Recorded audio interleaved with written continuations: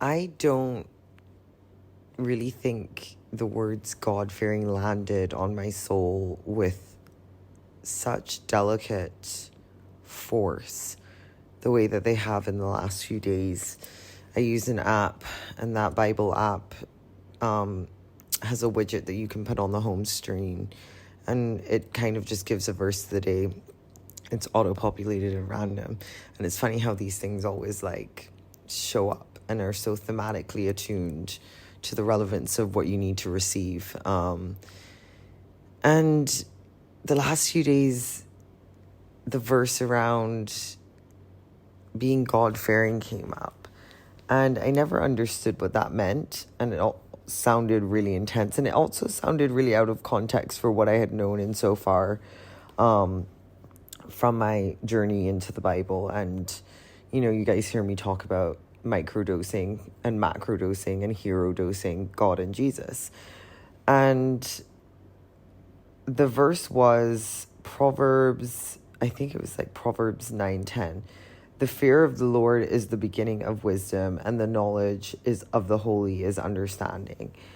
And since then, now I realize, like, it's not the Lord that you fear, or it's not God that you fear when you're God-fearing. Like, I've heard a man say, like, I want a God-fearing woman. And I was like, damn, you want someone like strict on that stuff.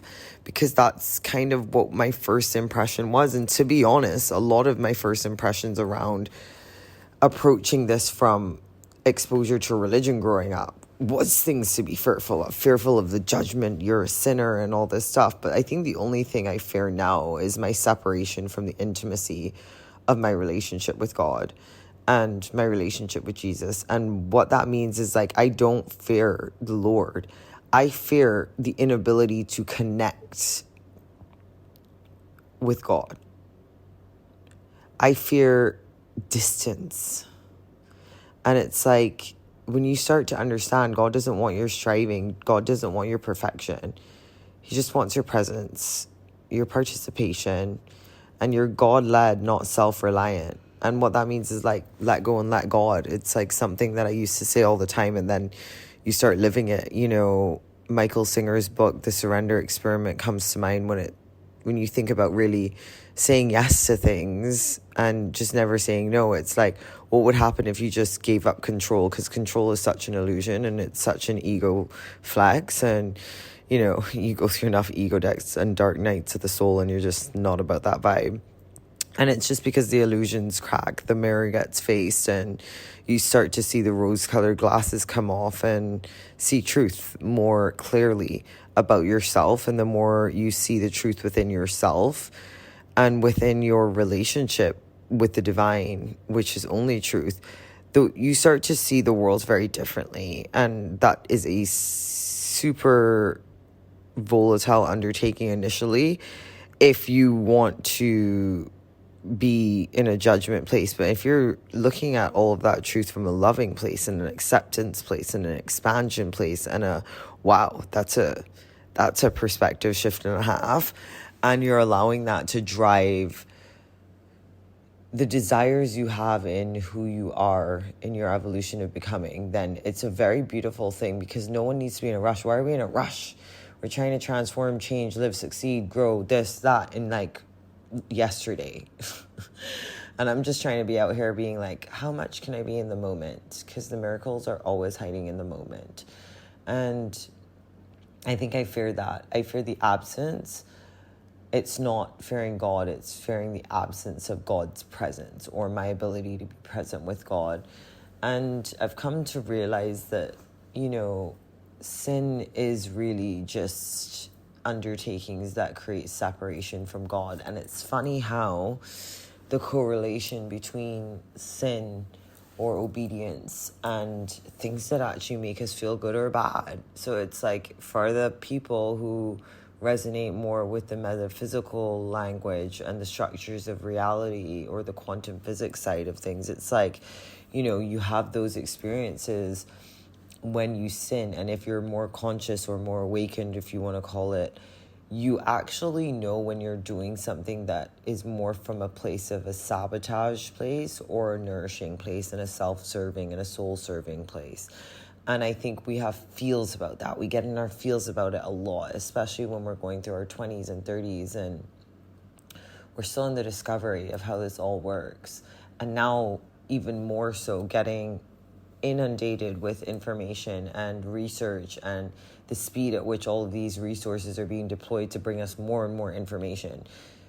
And sometimes that information is conflicting of each other, which for me as a wisdom seeker, that was a fun journey, being like, great, I totally get it now, except those 4 other things like totally contradict what I thought I totally just got. And then you try to find the consensus of truth. And truth should not really, I don't believe it should be merely like explained by anyone to anyone. We can share our own truth from our own perspective, but I think truth should be experienced. And this comes back to that relationship with the highest authority. And I think when truth is the guiding post of your life, that's the meaning of let go and let God, and surrendering into the wisdom that comes with that. And the peace beyond all understanding. I didn't even know peace was a value I had until I started experiencing it. And I was like, yo, can we talk about peace? Because I have so much more time and energy because I'm so at peace. And I think when you're self-reliant, you're also self-judging. You're analytical of yourself. Whereas when you're God-reliant and God-led, you don't need to worry about it because you're like, God's got this. And I know he's credible because look at the creation. Like, we're all like, in my manifestation era, I was like, oh, the universe. I'm like, the universe is the creation. Why would I worship the creation instead of the creator? I am part of that creation. And I always joke, like, God is an artist, Earth is a living museum, and we are his masterpiece. And we are the creation. And so if anything, we are in co-creation with the ultimate and only creator of existence. And a lot to unpack there. But I just felt it an interesting, lens to start looking at life from.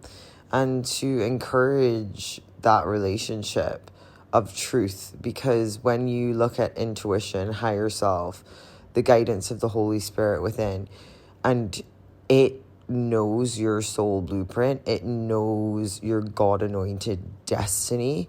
Like, of course I'm taking directions from the GPS of all GPSs because it has every single roadmap. It built everything. You know what I mean? It didn't just geotag. It created it all. Of course it knows how to get me from A to B. Of course it knows how to get me from here to my destiny. Of course it knows how to get me through the obstacles necessary to shape me into the person that can hold and embody the version of me that experiences that destined reality. And there is so much overlap between many fields like quantum physics, metaphysics, manifestation, which it's all the hype and all the rave. And I've seen all that validated in the Bible, but all the missing pieces, because it really focused a lot on beliefs and you create your own reality. I'm like, well, if everyone could create their own reality and people are doubling down completely all in on this, I'm sure there's a lot that would have changed far beyond the stories that are there. And there are definitely powerful testimonies in the manifestation space. I have just found that a lot of loopholes were filled in for me, looking towards scripture more and towards divine intelligence and the actual, like, instead of living in the vision and acting as if and whatever, being like, let's look at reality and actuality. Because at the end of the day, Maslow's hierarchy of needs, the pinnacle of altruism is self-actualization. And so it's like, I don't care about my self-image. I care about my self-actuality. Like, who am I actualizing into? And manifestation will say you attract who you are, not what you want. And so who we are being, and this is a theme from years ago with my podcasts and boot camps and stuff, is more important than just what you're doing. And so who are we in our beingness? What does it mean to be? And what's the origin of that beingness as we were created. What better place to look to understand that than the Creator? And so I think the journey into this really led me into understanding being made in God's image, what that means in terms of understanding how to harmonize with becoming the best version of this creation possible. And it's very different it's different because it was unfamiliar to me. But based on what I was familiar with, I am vibing so hard on the truth that I'm finding and the common truth across multiple fields. I was having a conversation with a friend and she was talking about my work, and she was just saying, like, how's it going to be universally inclusive? Because she knows that I kind of cross-referenced it against the Bible, against Stoicism, Buddhism, and different fields as well, just to see, like, is there contradiction? Is there consensus? Where are things complementary? Like, where can I make sure this is sound in its nature, not just scientifically, but also religiously, that I could understand where my work would be of highest benefit. And it was interesting to see that it's not very contradictive. It's just more focused on the embodiment side of what a lot of knowledge and wisdom and sort of divided truth has been packaged into over the last decades. And it's nice to just feel like, for me, I think this quest for simplicity came from being extremely overwhelmed with the amount of information there is, and wanting just like a simple format that I was like, okay, it doesn't really contradict anything. This is the truth that's continuously been present for years and years and years and years, decades and decades and decades. I'm like, all right, cool, I could get behind that. And just knowing, like, okay, I have an understanding of my beingness, my reality, and how to start that relationship in co-creation. And that actually is the bridge between just learning and also integrating that so that you become, so that you are the embodiment of it, so that your reality can start reflecting back to you. Because reality doesn't reflect what we know. It reflects what we embody. And if you're anything like me, like, you're always, like, at some point, like, growing. I mean, we're always, change is the only constant.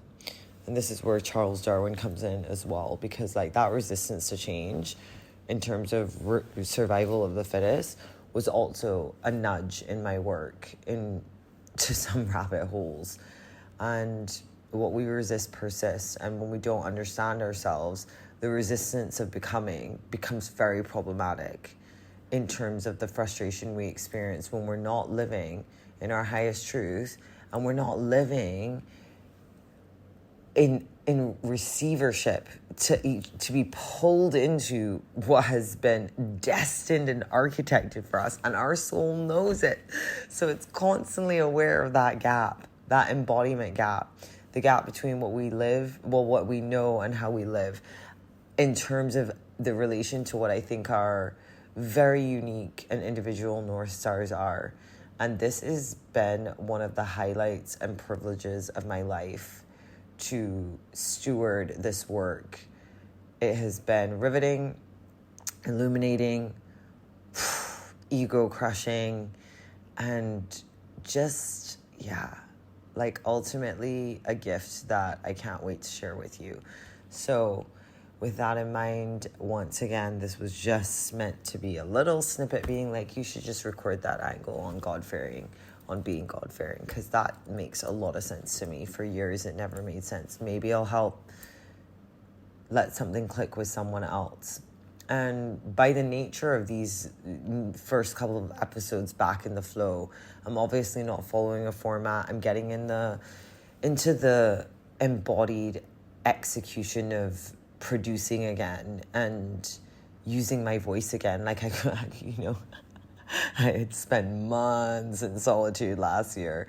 There was that video, like, online where someone's like, when you've been alone in your place for so long that you just like make a random noise because you haven't heard your own voice for so long.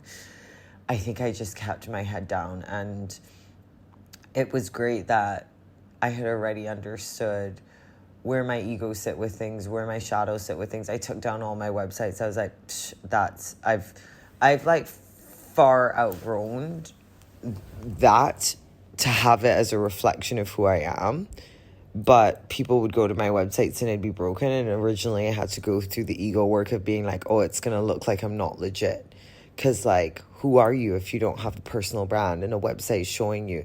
And we moved into this age of visibility and credibility and this. But a lot of it, it's aesthetics. And again, I'm not worried. I'm devoted to self-actualization more than I am self-image. So never late and worth the wait.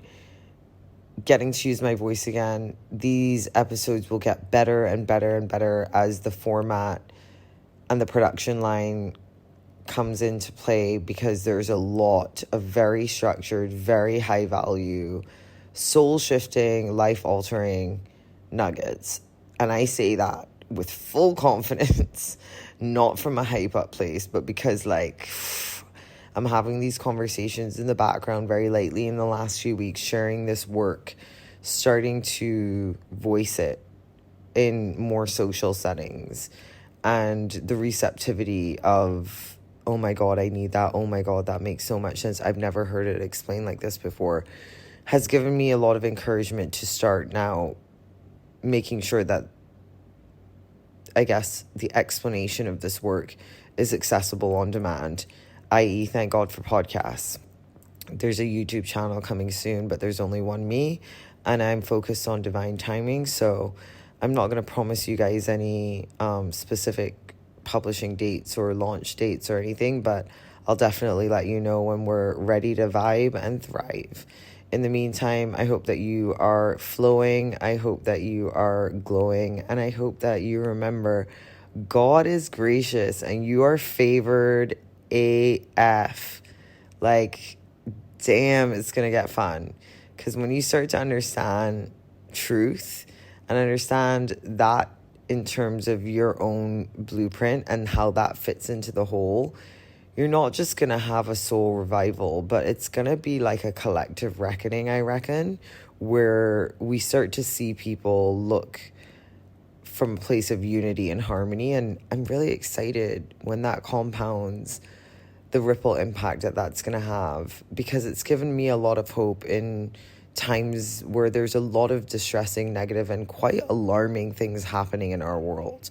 And we can do our part to choose our path, and together we will definitely see a very bright future when we follow the right way. So excited to be on the journey with you, and yeah, we'll talk again soon.